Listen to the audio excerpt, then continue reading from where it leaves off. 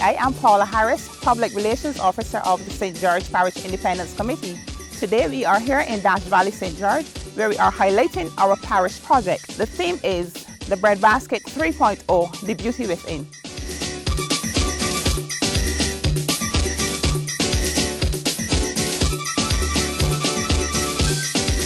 Hello, I am Mandy Brown Carter, the attendant for the St. George Parish Independence Committee.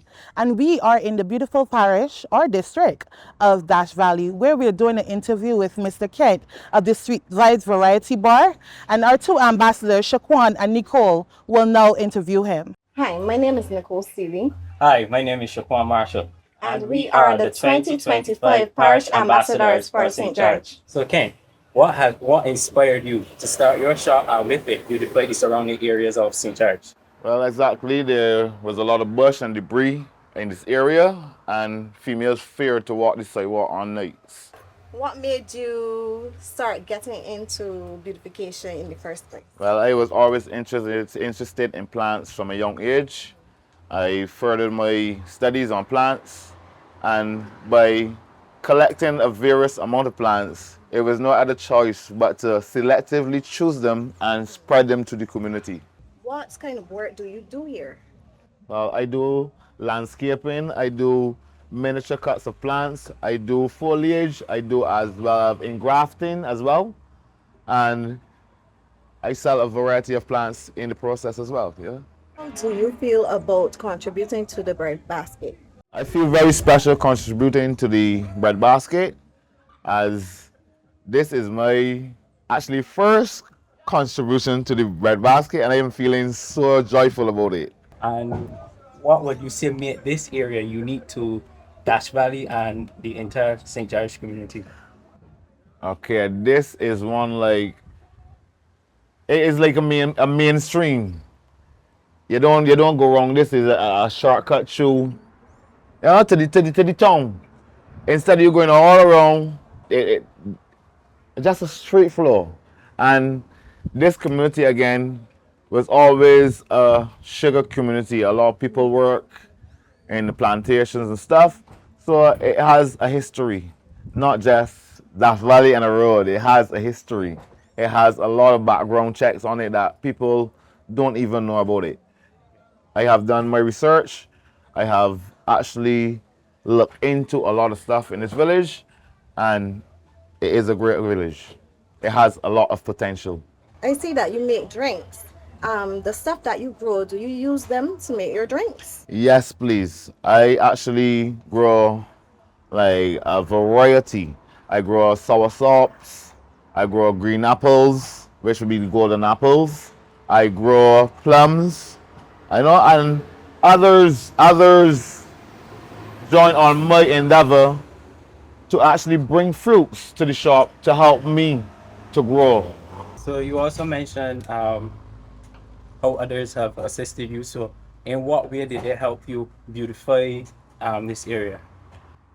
Okay, it was a challenge from day one, just with the bushing. My good friend Patrick, he came to my assistance and said, well, I can see you got a lot in you that, the light that needs shining. He actually brought just a rubble of stuff. Just a rubble of material. I was going to build a bus shed. Just a simple bus shed because the sun is hot, the bush clear, they gain some nice air. And then I was like, you know what? No bus shed. Bring something that with culture, something that it can last, something that can go another generation or two. Okay, thank you for having this interview with us, and we look forward to working with you in the future. Thanks a lot. Stamina.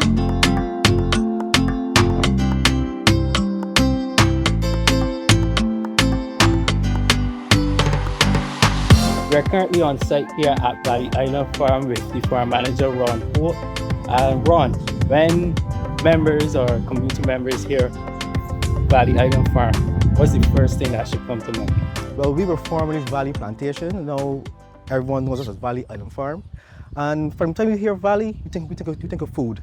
Sweet potatoes, you think of sweet potatoes, yams, cassava, the total works. We also do fruits, pawpaws, watermelons, and a few other small stuff as well. But Valley is just food, right? As our local says, buy local, eat fresh. Our main crop here is sweet potato. We do over 45 acres of sweet potatoes a year now. We also plant yams, which is a traditional crop we plant here, cassava as well. And then we do, on a 3-month basis, we will do watermelons, butternut squash, stuff like that. What does the typical day look like for your workers and yourself? Typical day for me, I'm a family man as well as a farmer, so my typical day starts at 5 in the morning.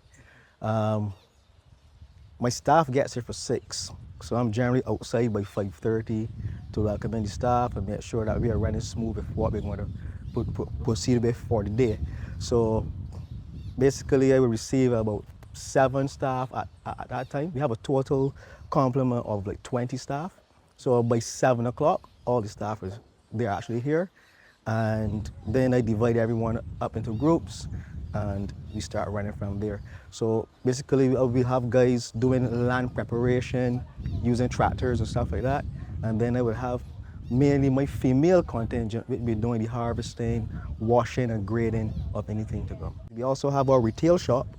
Our retail shop opens at 7. And so we welcome any of the parishioners to come in and buy fresh produce. You have any sustainable practices you would like to share with us? Yeah, of course. As it is sustainable, we do a lot of recycling of bringing in a lot of horse manure, chicken manures and stuff. That's what we actually use as fertilizer in the fields.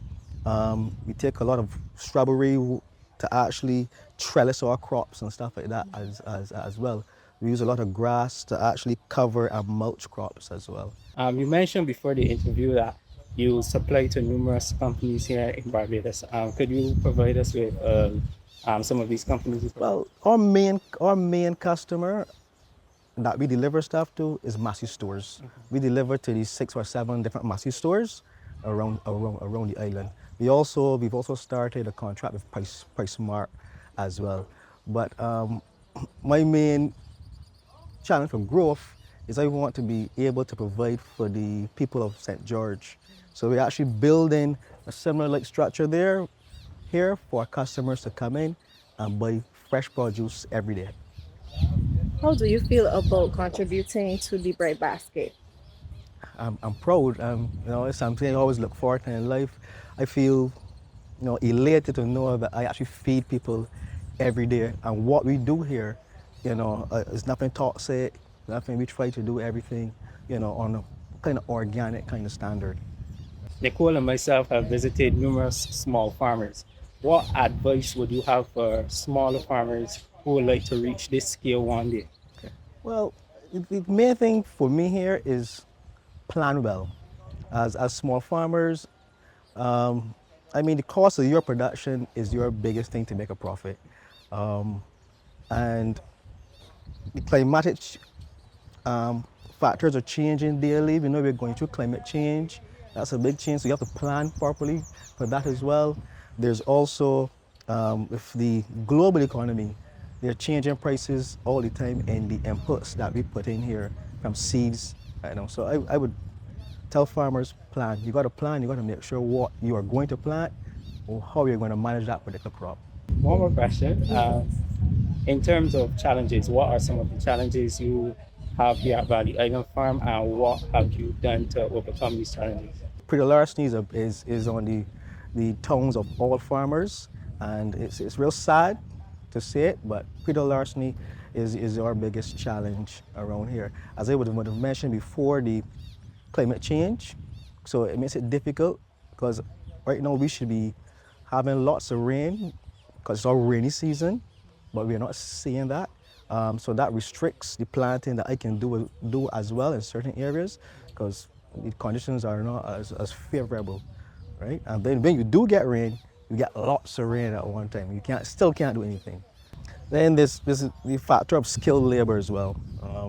So if you can get more young persons going into it, I don't want people to look at agriculture anymore as a back-breaking exercise. Really and truly, I said I'm proud to be here. And the amount of technology that we've added to this farm, right? We irrigate the areas that we can irrigate. We irrigate from a pump. One press of the button, everything gets irrigated. Shuts off itself at a certain stage. So technology is also part of it. I would encourage any young farmers to really, And thank you for having Nicole and me here. pleasure having you guys. Stamina.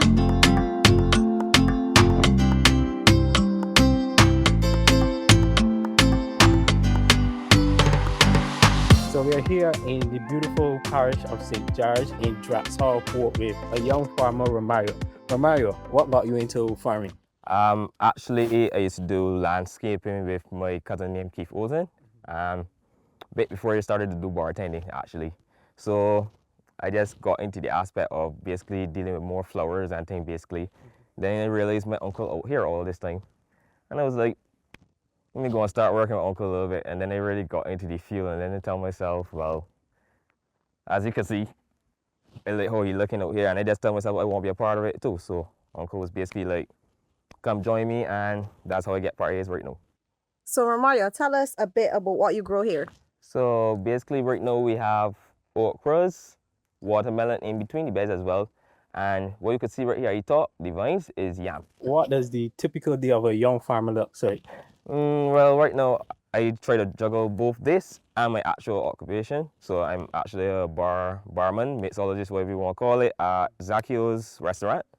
So I basically work mostly nights, and when I'm out here, I get at let's say 4:30 in the morning, catch myself.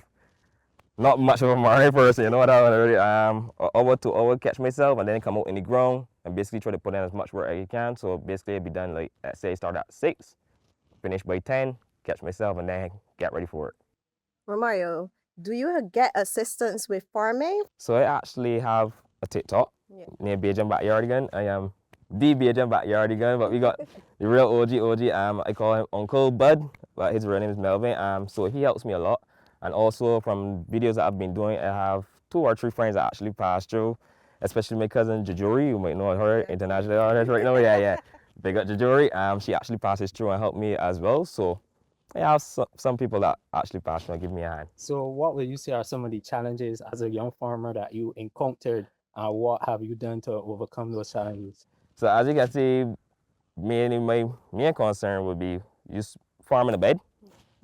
So uncle basically teach me what I was doing wrong, and that was my main challenges. And also with that, like we said, the weeds, like in that grass, etc. Basically trying to get them out the earth is my main concern. Other than that, so far I love it, ain't really no problem for me. All of it is aspirational goals, and I love what I'm doing, so no problems, you know what I mean? Can you tell us a bit about your sustainability practices? So what I do every day, try to at least go back through the beds, because as you can see, Mother Nature make sure that weeds keep coming back up. So every little day we just make sure, like, get a little pull out, shake out with actual equipment, not just pulling them out. But some of these roots actually having nuts. So we make sure that we pull out the nuts out these weeds and make sure that they don't grow back. But obviously, Mother Nature, the birds passing by, drop back seeds into the earth, and we still have to continue the process. So it's a daily process. It's not, I won't say it's actually not something you have to put your back into it, but you have to put your back into it. You have to be out here constantly, making sure your beds look tidy, making sure that there are not too much roots growing in between the vegetation, because also that prolongs the process of plant life coming up, you know what I mean? Yeah. So what advice would you have for young farmers like yourself? Just start and don't finish. Don't make up your mind that you're starting one day and you back hurting. That back hurt is your body telling you keep going, because the more you go, the pain eventually stops. Okay, back your shirt. That's why it's come out here with this one all the time. Stop at nothing. We just keep going. It's a motivation to myself. Just keep going forward. You know what I want? Don't stop at nothing you're doing. If you put your mind into farming, right now the island needs more farmers. A lot of people more into the new technology era, and a lot of people forgetting about the life that we actually need to produce, because no food, go hungry, you know what I mean? Go hungry. Would you say that St. George is living up to its name, the breadbasket of Barbados? The breadbasket of Barbados. Well, we can see the vegetation. We can see how we take out this soil and just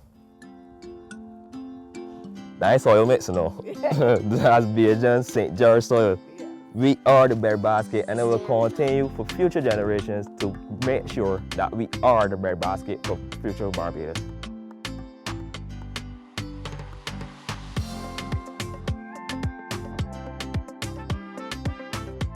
We are here in the beautiful community of Dash Valley with a young 8-year-old farmer by the name of Kiran. Thanks for having me. So, Kiran, what age you started farming? From 4, And what got you involved in farming? because I saw my grandfather doing it, so I had to say, let me try. And then I sticked doing that. And now I'm here.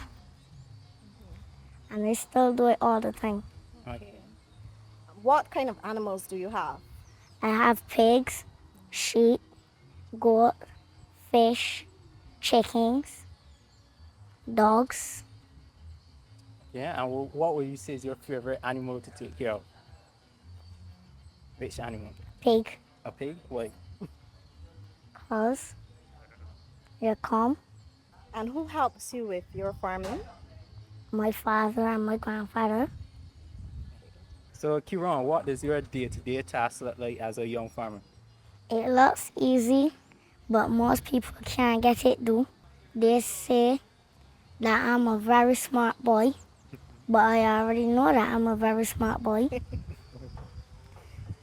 My tasks are easy. They make me smarter. They might look hard, but they're easy. Do you see yourself farming in the future? Yes, please.